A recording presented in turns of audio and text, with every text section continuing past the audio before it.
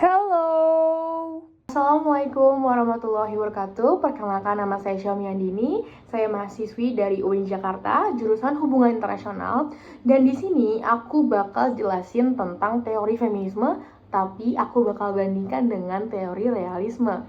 Jadi, ketika kita membandingkan feminisme dan realisme sebagai dua pendekatan dalam studi hubungan internasional, kita dapat melihat bahwa feminisme memberikan sejumlah keunggulan analitis yang tidak mampu dijangkau oleh realisme.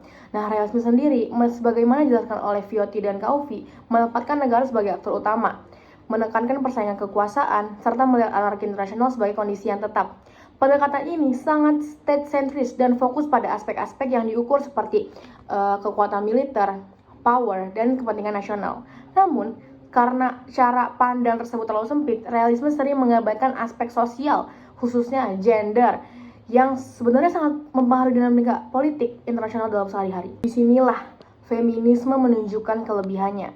Feminisme mengungkapkan bahwa banyak hal yang dianggap alami oleh realisme sebenarnya dibentuk oleh nilai-nilai maskulinitas. Viotti dan Kaufi menjelaskan bahwa konsep-konsep keamanan sering dipengaruhi oleh maskulinis protection logic, yaitu logika perlindungan maskulin yang memposisikan laki-laki sebagai pelindung dan perempuan sebagai pihak yang harus dilindungi. Feminisme menyoroti bahwa pola pikir seperti itu tidak hanya bias, tetapi juga mempengaruhi bagaimana negara mengambil keputusan politik, mendefinisikan ancaman, dan bahkan membenarkan perang.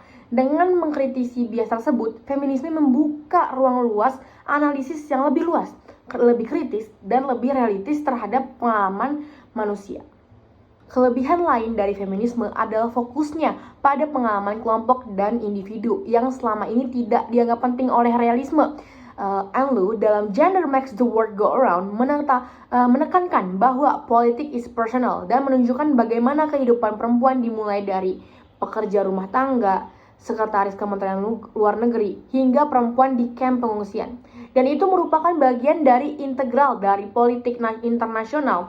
Nah, realisme tidak memiliki alat analitis untuk melihat dinamika ini karena aktor-aktor tersebut dianggap tidak berpengaruh. Sebaliknya, feminisme memperluas lingkup analisis sehingga kita bisa memahami bagaimana kekuasaan bekerja di tingkat negara maupun dalam kehidupan sehari-hari. Selain itu, feminisme unggul karena lebih peka terhadap relasi kekuasaan yang tidak terlihat. Ketika realisme hanya memandang ancaman dari negara lain, feminisme memperlihatkan ancaman yang bersumber dari struktur sosial, budaya, ekonomi, misalnya kekerasan berbasis gender, ketidaksetaraan ekonomi, hingga eksploitasi perempuan migran. Hal ini sesuai dengan apa yang disebut oleh Viotti dan Kaufi sebagai kemampuan feminisme untuk menyingkap hidden gender assumption dalam teori hubungan internasional. Feminisme menunjukkan bahwa hal-hal yang dianggap rasional dalam realisme seringkali hanya mengulang cara pandang yang mengutamakan laki-laki. Keunggulan penting lainnya adalah kemampuan feminisme menjelaskan peran aktor-aktor yang diabaikan oleh realisme, seperti organisasi perempuan, aktivis, pekerja migran, dan perempuan yang bekerja sebagai diplomat. Lalu menunjukkan bahwa tanpa memahami bagaimana perempuan berperan dalam ranah yang sering dianggap domestik atau tidak penting, kita tidak akan dapat memahami bagaimana politik internasional yang sebenarnya berlangsung. Karena realisme mengabaikan aspek ini, penjelasannya menjadi tidak lengkap dan terlalu fokus pada elit laki-laki. Feminisme juga menawarkan cara pandang yang lebih jelas tentang arah perubahan yang diinginkan, berbeda dengan realisme. Jika realisme cenderung pesimis dan menganggap politik sebagai sesuatu yang tidak bisa dihindari, feminisme justru melihat adanya peluang untuk memperbaiki keadaan. Feminisme tidak hanya menjelaskan bagaimana diri bekerja, tetapi juga mendorong perubahan kesetaraan dan keamanan manusia, yaitu human security.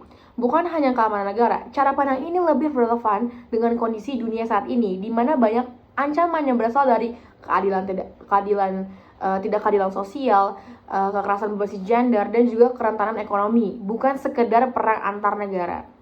Pada akhirnya, kelebihan utama feminisme dibandingkan realisme terletak pada kemampuan melihat bahwa hubungan internasional tidak hanya dipengaruhi oleh negara dan militer, tetapi dipengaruhi oleh manusia, identitas gender, kehidupan sehari-hari, dan struktur sosial yang lebih luas. Feminisme memperluas definisi politik, membuka ruang analisis yang sebelumnya terabaikan, dan memberikan pemahaman yang lebih inklusif tentang cara kerja kekuasaan. Dengan mengungkapkan dimensi-dimensi yang selama ini tersembunyi, feminisme menawarkan penjelasan yang jauh lebih komprehensif tentang dinamika global dibandingkan realisme yang cenderung memiliki perspektif sempit dan hanya berfokus pada kelompok tertentu. Thank you for listening. Assalamualaikum warahmatullahi wabarakatuh.